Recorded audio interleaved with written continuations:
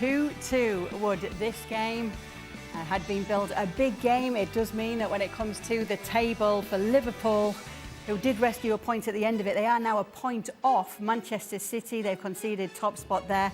As for Arsenal, they are 4 further back as it stands right now, but it is the 3 of them who are top of the table right now. So we've got Nedum Onuoha joining us here on ESPNFC to talk more about this. Frank Leboeuf as well. But Mikel Arteta said after the game, Stevie, and I want to start with you, that Arsenal were the better team today. I don't think you could say that. I think the 2-2 result was probably the right result. I think both sides didn't deserve to lose. I think certainly Arsenal for, 20 minutes before half-time had a period where they were running over Liverpool. But the rest of the game was kind of diced up between the two sides. They had little spells of control. Arsenal had spells of control. So I wouldn't say that Arsenal were the better side, and I wouldn't say Liverpool were the better side. I think the correct result was what we got. Gabriel having to come off in this, did that change things for Liverpool and for Arsenal, obviously, Frank? Of course. And when you see Saliba in the stand, you already know that it's going to be tricky maybe next week. But it's true that, when I saw him going out, I said, well, it's going to be a little bit of a shamble at the back. They handled it pretty well, and I think, I'm with Stevie. I think it's a fair result, 2-2. Even if I think with all injuries, Saka just coming back but not being sure of getting fit again, I would give more credit to Arsenal to that game, because I think Liverpool didn't show what they could do. I think I was expecting a little bit more from Liverpool in that game. But overall, there's nothing to say. They had one half, I would say, each. It's a little concern. If last year they didn't have too much injury, this year with Gabriel injured, it's going to be tricky at the back, even if Saliba comes back next week. The second Liverpool goal tells you and paints a clear picture as to what the absence of both Gabriel and Saliba do against Arsenal defensively. It's a really good run from Darwin Núñez, but it's a basic run in some ways. And it's a ball that as a center back you see being played around the corner as well. Naturally, as Darwin Núñez starts coming across, and if Mohamed Salah is coming from the outside, it's crisscross. So now Mohamed Salah is going to take the space of Darwin Núñez. This is basic attacking principles. And it's also basic defending principles. And what you saw from Arsenal is once that ball was played around the corner, panic as to how do we cover Darwin Núñez, how do we cover Mohamed Salah, we don't know where he is, where is he going, where is that? And in that doubt, that it's just a fraction of a second, it's all it takes. In that sense of doubt, you lost Salah, you lost Núñez, 2-2. So with that in mind then, Nedum, should or could Liverpool have done more, given that they're playing against a defence that has had injuries and that even had Gabriel lost in this game? Yeah, to be honest, I agree with Frank. I think that Liverpool probably should have had more today. I think when you look at the defence Arsenal did have in there, and you see that second goal where you see the speed of Salah, you see the speed of Núñez, like how often do we get a chance to see that within a game? And in reality, it's not that often. I think at times they sort of felt like they lacked creativity. Maybe some of that was to do with the way Arsenal were defending overall. And I think to even mention my side of things here, I didn't think that after this game, Thomas Partey would have been able to say he had a really good game against Luis Diaz and a really good game against Cody Gakpo. It seemed like some of the individual battles Arsenal were managing to win, which was a big surprise to me because this Liverpool side, even though they've not been at their absolute best throughout this season, they've had plenty of moments where you can see how good they can be. But I don't think we saw that today. But then the question will be, well, did they do enough? Well, there's resilience to come from 2-1 down and, to be able to fight their way through for a point. But I think Slot said it himself, some of the best players of the game today, they're their centre-backs. I thought Van Dijk and Konate for Liverpool were probably two of their key players because around them, it seemed like at times there was a sense of chaos. But I would have thought today would be a game for the front line of Liverpool, but it just turned out to not be the case at all. The problem Liverpool have for me right now is the difference between how they played under Klopp and how Slot wants them to play. Slot seems to want them to be measured. And when you are as measured as Liverpool tried to be today, then it's too slow. The second goal is really what Liverpool should be trying to do more, in my opinion, and that is get after the back line quicker and play it earlier. And that's all they did. They just Trent Alexander, no surprise, it was him. He's looking forward, he sees the hole, he sees the run, he sees where Salah is, and he puts the ball in. Up until that point, everything Liverpool did was measured. And it just gives, whether it's Arsenal or anybody else, it gives them time to get people behind the ball. And so you end up Liverpool knocking balls from the side all the way around and back across and sideways. And it's too easy to defend against. So they have to find a happy medium between not being too measured and playing the ball forward quicker earlier. Can you take... And to your point, Stevie, no better example of that than a player with the personality of Luis Diaz. He wants to go. He wants to go. And it feels like at times it's like he's being held back. It's like he wants to go in 1v1 situations. He wants to run in behind. The same thing with Darwin Núñez. The example that you just gave of the second goal. Those are the runs he wants to make naturally. And yet, when this team starts knocking the ball sideways, it limits the possibility of Luis Diaz going, of Darwin Núñez going, because they don't know where to go now. They don't want to come to the ball. They don't want to come and combine 5-yard passes. No. They want to go and take it to the defender. They want to exploit the spaces in behind, and that was never the case from Liverpool because the pace of the game at which they were playing the match did not allow for them to exploit those spaces. Can you change the word measured for safe? And are they playing too safe right now? Well, I don't... Well, that's a tough one. Because there's no way that Arne Slot is talking to them in the terms of safe.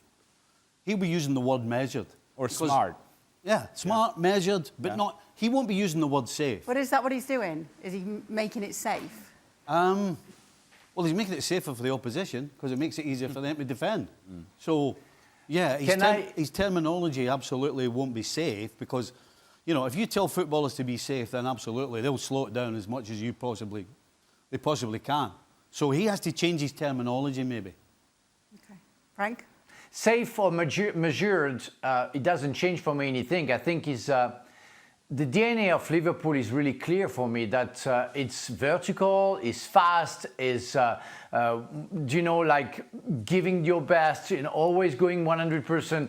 As you say, if it's safe, if it's measured, you back up a little bit. And I think it's sad because with two players especially today, Konate and Van Dijk very strong at the back, I think you should go for it.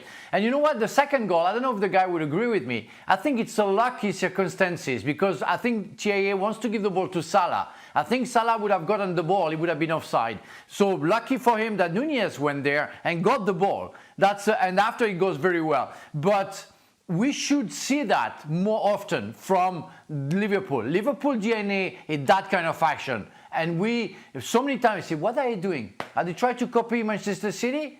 I don't know. That's not their DNA. So they have to change that, I think. Can I just say one thing about Slot? I think what Slot has to do is he has to trust these players. And he has to remember what they were doing under Klopp. And so he has to give them some leeway. That, if I want my manager to come to me, if I'm McAllister or Gravenberg or anybody else, and say, if you see that pass early, I want you to play it. That completely changes the mindset of a footballer. Because if it's measured, if it's safe, whatever you want to do, then that means that the first thing they're looking for is not the ball forward, they're looking to keep the ball.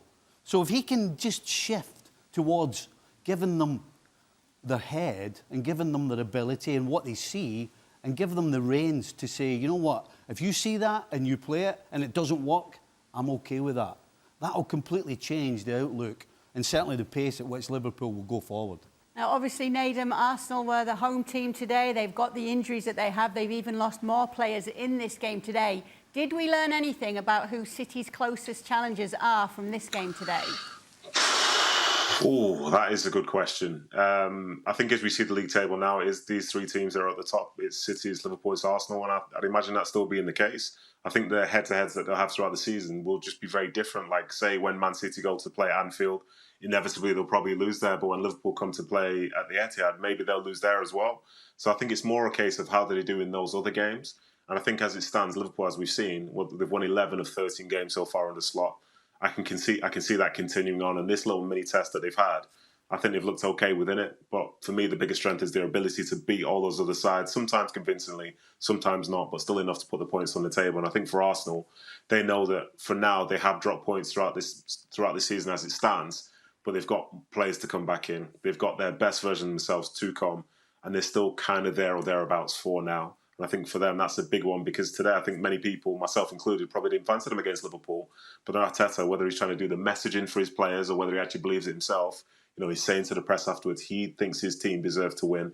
And that's the team that features a youngster at left back. It features Thomas Partey at right back. It features a backup in Kiwior at centre back and Ben White, who doesn't really play centre back anymore, in there as well.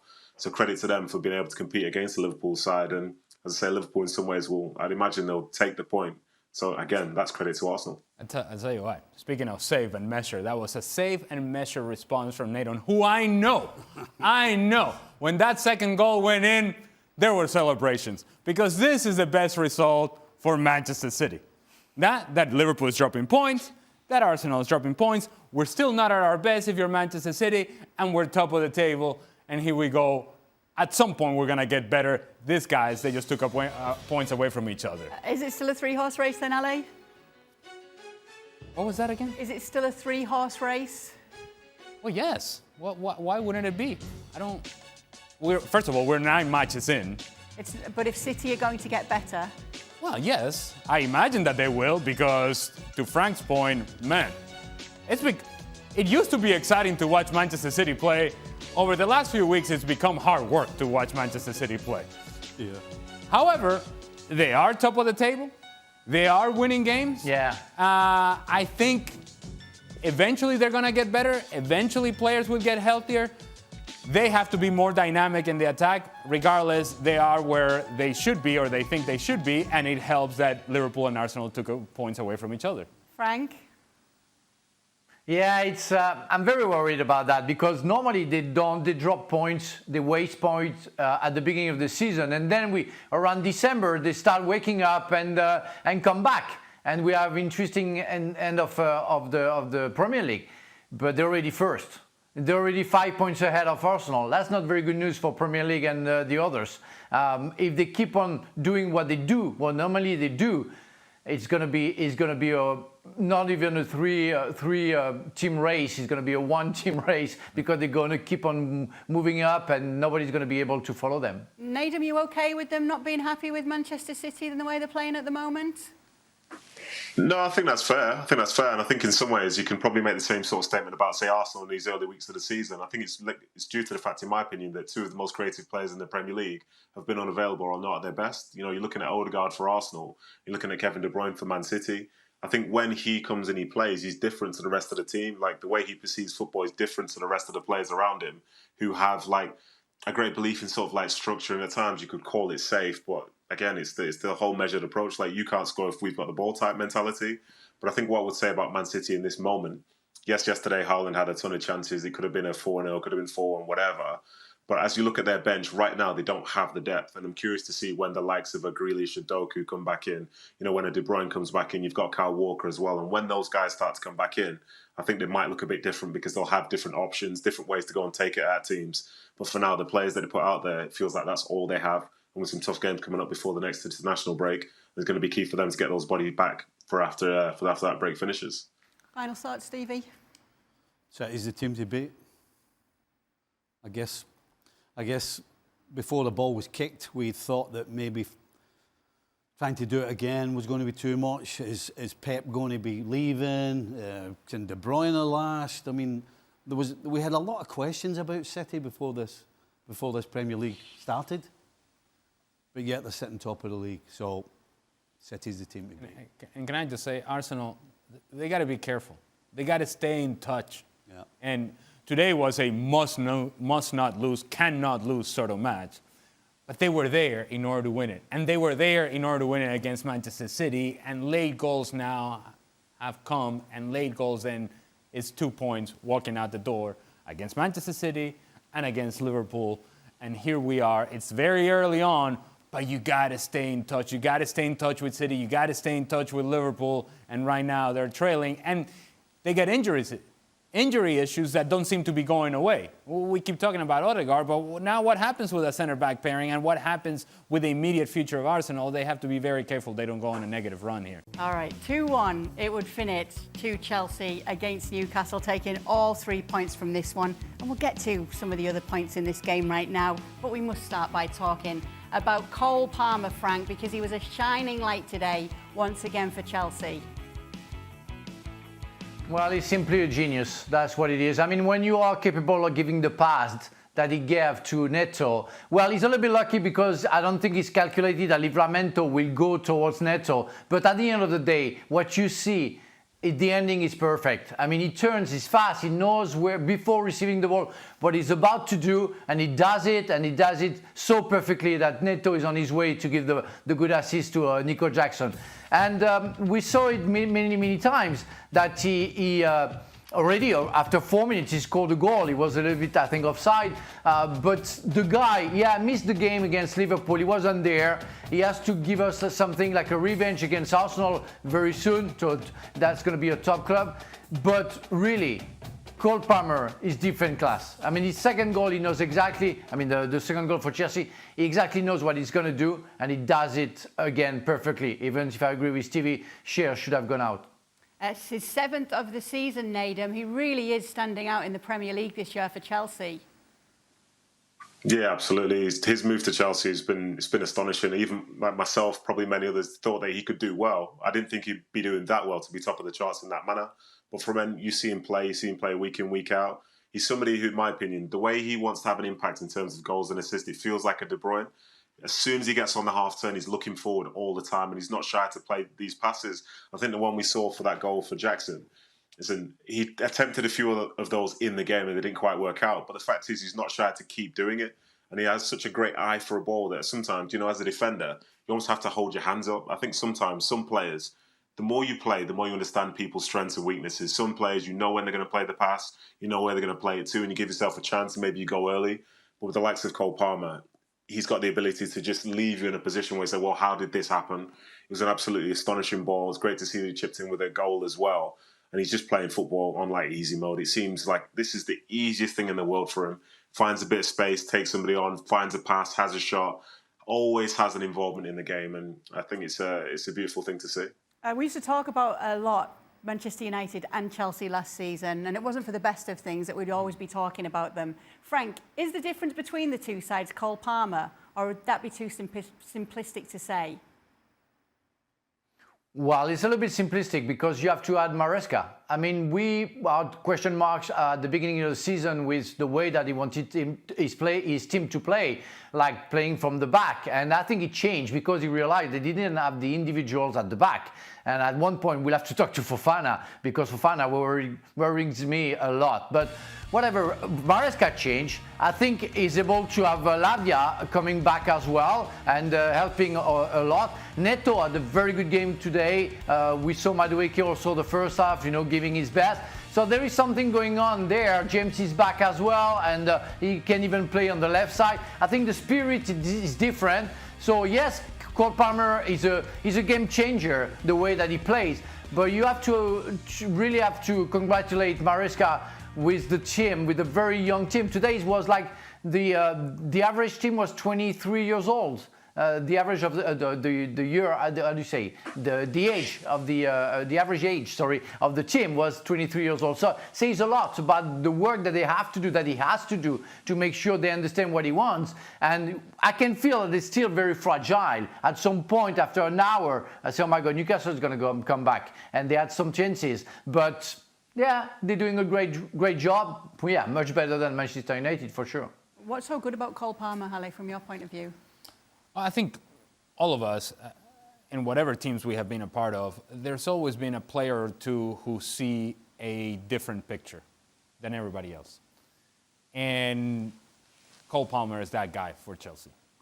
He moves at a different pace than everybody else, sees the game from a different angle than everybody else, sees a different picture than everybody else, and the game seems to slow down for him where it seems to be going at a faster pace for everybody else. And so when it comes to decision making, the way that he finds spaces is impressive, but beyond that, turning away from pressure and being mindful of where the next pass is going to be that is going to have an impact on this team offensively. And today's goal, Nicol Jackson's goal, it's the turning away from pressure, it's finding the pass, not only seeing it, but executing the pass as well. And he's doing it with calmness. And I think Nedum was talking about, that this is the thing that it seems to be so easy for Cole Palmer. I imagine that if you ask Cole Palmer to give a PowerPoint presentation in front of a room full of people, it would be mind-numbing to him. He'd be like, what do I do? How do I do this? He would be freaking out. But you put him with the ball on the field, and there's a sense of calmness about his game that borders on arrogance in the way that he plays the game, and yet it's what makes him special. Everybody's moving at 1,000 miles per hour. He's just tac, tac, tac, goal. Here we go. Tac, tac, goal. Here we go. That's how he plays the game, and it elevates, because of the natural talent, it elevates him to where he can see different things on the field. I wonder what England manager Thomas Tuchel's thinking. As for Enzo Maresca, Well, he's got to play. he says there are still many things we can do better. What can Chelsea do better? Well, I think they can come out with the ball from the back way better than they're doing. I think he would prefer to do a lot more of it. But Frank just said they don't have the players right now that it's not the 40, you know. And so I'm glad that Maresca hasn't turned into the usual snob type coaches that we have with all these teams playing out from the back. And if we lose goals, then I'll take responsibility. No, Maresca's going about it the right way. I love that He wants to win games, and he's going to win games by not overdoing it, playing out from the back. And there's not that many coaches, certainly at the highest level, who are prepared to do that. They're stuck in this snobby, we must play out from the back attitude. So I'm with Frank. I think Maresca has to take huge credit for this. Anything you'd like to add to that, Frank? No, nothing much. I think we don't have to get carried away by their performances. I think you have City, Liverpool, and Arsenal on top of Chelsea. But yeah, they can fight for the 4 spots, 4 seats with Aston Villa, maybe Brighton, Nottingham Forest, and maybe one other, maybe Tottenham if they wake up. But yeah, they have a chance to catch the Champions League next season, which wasn't even a fantasy at the beginning of the season. We remember the 2 last years; it was awful, and it seems that they have something going on. That everything the chemistry is there. Well, it's only the 9th game in the Premier League. We have to wait. But I'm pretty sure, Maresca is on his good way. Nedum, anything to say on Newcastle then? Did we expect more from them at this stage of the season? That's a good question. I think seeing Gordon missing today was a big blow for them, especially after signing his new deal and him being one of their informed players. But I think for them, the upside is we've seen Isak score a goal again. And at times they looked okay. I think when Chelsea took the lead, I think we saw a better version of Newcastle. But realistically, if they want to be the side that they hope to be and the side that qualified for the Champions League 2 seasons ago, they need to be able to go there and make a greater account of themselves. But at the minute, the balance seems a little bit off. As Ali was saying, for example, with that Nicholas Jackson goal, maybe you need more in central defence other than a Dan Burn. But they will be competitive. But for them, it's a bit of a dip in form, and they'd hope to try and address that soon. And believe it or not, next game's against Chelsea in the League Cup in the midweek. So, yeah, bring it on. Talking about beatings, Barcelona gave quite the beating to Real Madrid at the Bernabeu yesterday. And obviously, Clasico headlines dominating all the papers. Flick destroying Real Madrid, a culé festival, a baño. Basically just, saying destroyed. They gave them a bath, is what they say in Spain, and that's exactly what they did at the Bernabeu. Sid Lowe was there to witness all of it. It had that total feeling of one of those games that goes down in history, Sid, that whichever side you're on, you don't forget. You talk about it when you're asked about your best or your worst moments. When it comes to El Clasico, what was the mood like afterwards for both parties in the Bernabeu afterwards? Well, obviously, from Real Madrid's point of view, there was, beyond the disappointment. The disappointment was there, and a sense of resignation. Lots and lots of fans went after the 3rd goal.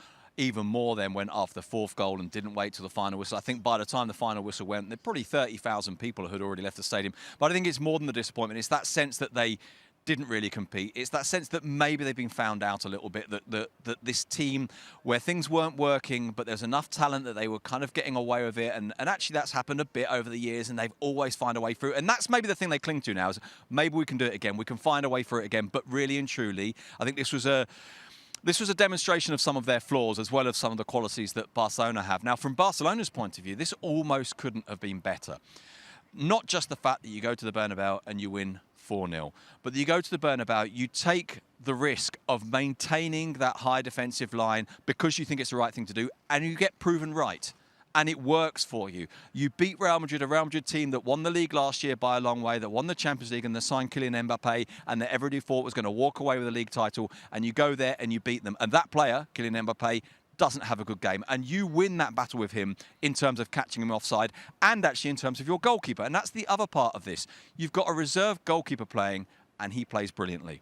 You start the game with 6 players who are under 21. By the end of the game, you've got 8 players who are youth team products on the pitch. And so that sense, not just of a victory for Barcelona, but if you like, a kind of a statement, a kind of moral victory as well as an actual victory, I think is really, really huge. And then on top of it all, you have Flick. And this idea of what he's done to get the best out of players who last year we weren't sure about. We weren't sure about Lewandowski at 36. We weren't sure about Rafinha, who it seemed they were trying to move on to bring Nico Williams in. We weren't sure what they were going to do in the middle of midfield. 6 months ago, most people hadn't heard of Marc Bernal, who started in the middle of midfield this season, was brilliant, then got injured. And then Marc Casado comes in and has played phenomenally well against both Bayern Munich and now against Real Madrid. Pau Cubarsí, another one who's only 17, performs the way that he performed at the weekend, but he's doing that every week. And so I think from a Barcelona point of view, this is pretty much as good as it gets. Yeah, it absolutely is. However, it's as bad as it can get for Real Madrid being beaten by Barcelona at the Bernabeu after El Clasico. This is what Vinny Jr. had to say. It is regrettable what happened at the Bernabeu with racist insults. There is no place for these criminals in our society.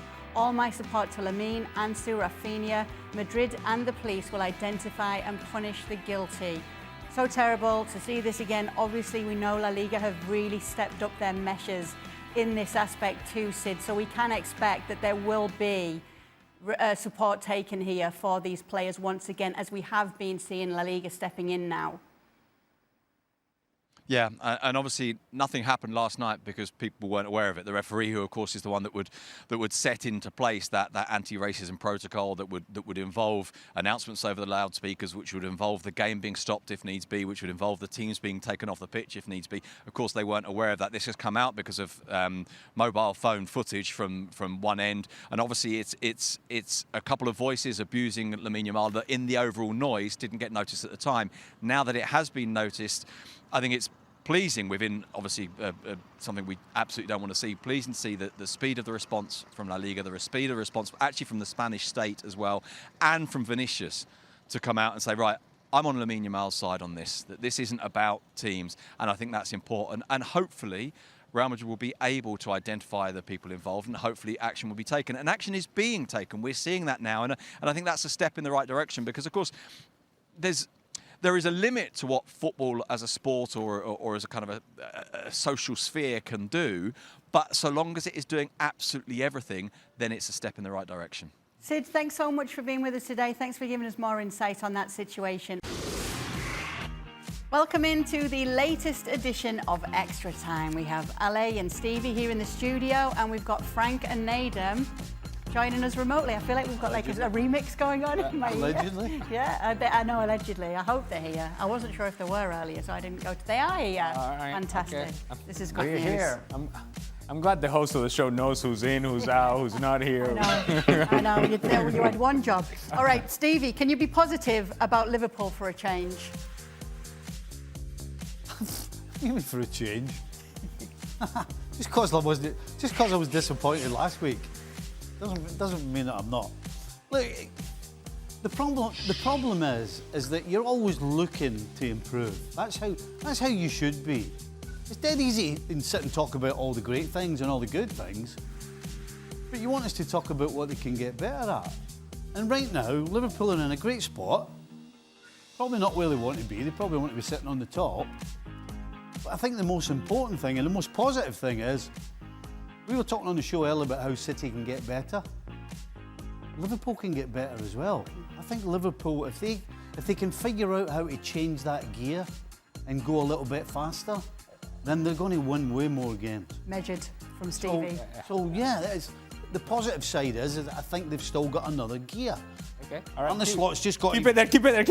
You were positive. You were positive. Yeah, that'll do. Keep it there. it. That's it. Give it. Liverpool's got another gear. And look where they are in the table. So if they've got another gear, what does All that right, mean? positive. Hey. Doesn't I like more it. positive than that. Bravo. Oh, Yuta will change this thing for us. Worst Liverpool performance this season and still managed to get a point. This is surely a good sign for the title challenge. Don't you guys think? I thought we were going for positive. Well, I'm going to stay away from Stevie then on this one. Hold on a minute. Let me go to Nedum. Did you not see the Forest game?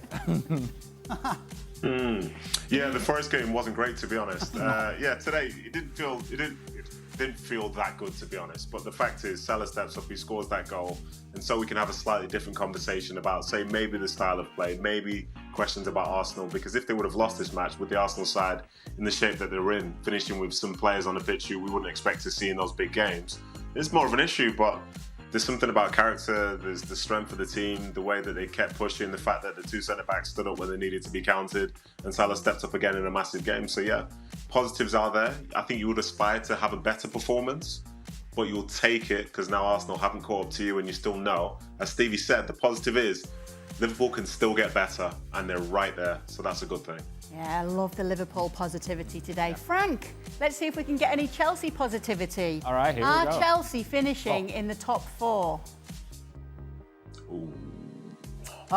Yes, it's possible. And the fourth seat, not above, I would say. I think it's going to be for Arsenal, Manchester City, and Liverpool in a different order.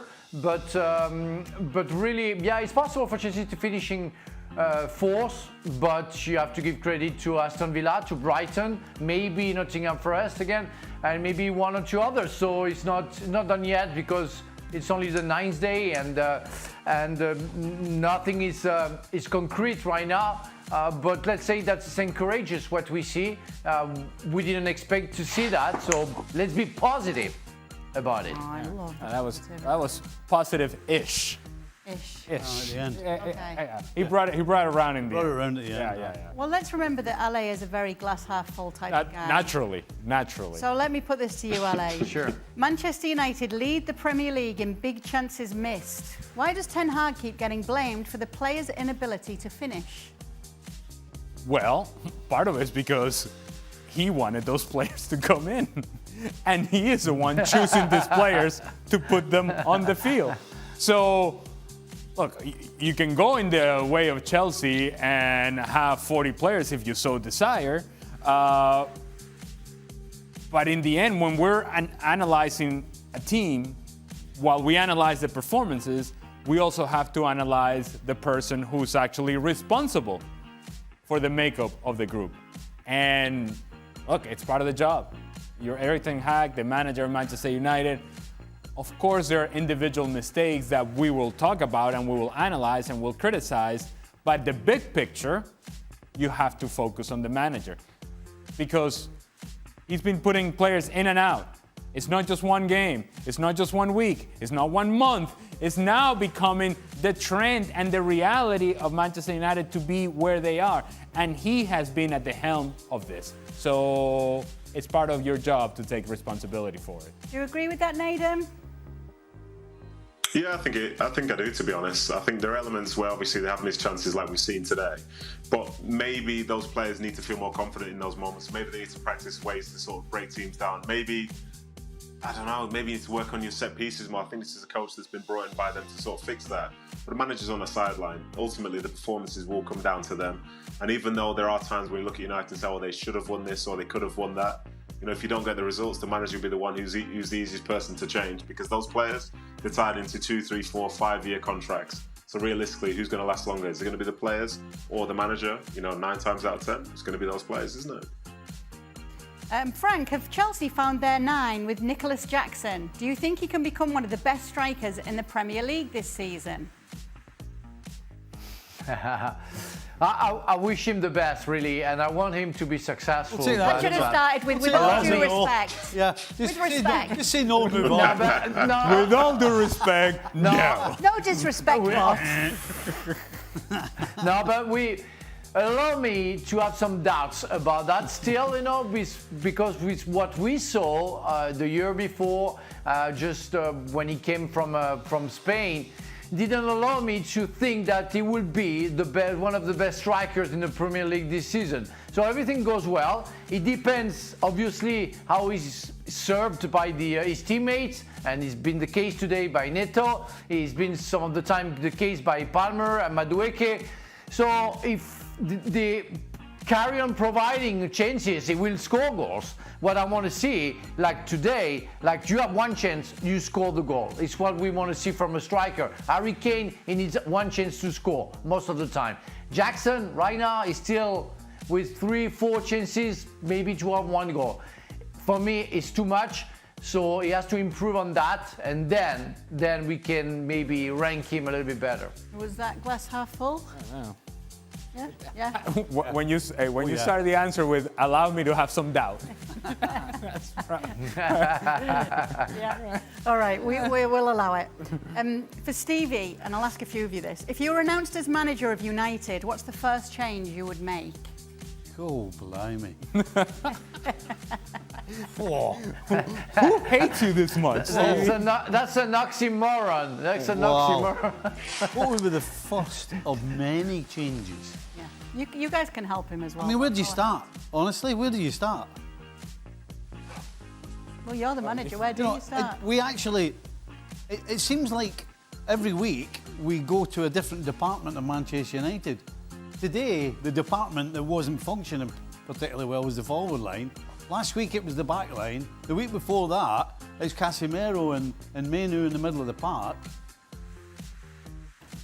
I mean, where do you start? I'll tell you where I would start. All right. Here you go. I would absolutely shut down the back line. Just don't lose any goals. If you don't lose any goals, you're always going to have a chance to win the game, because you only need one goal. So you've got to start at the back, keep it rock solid, keep it watertight, and then you move forward. That's how I would go about it. Is it the best course of action, Frank?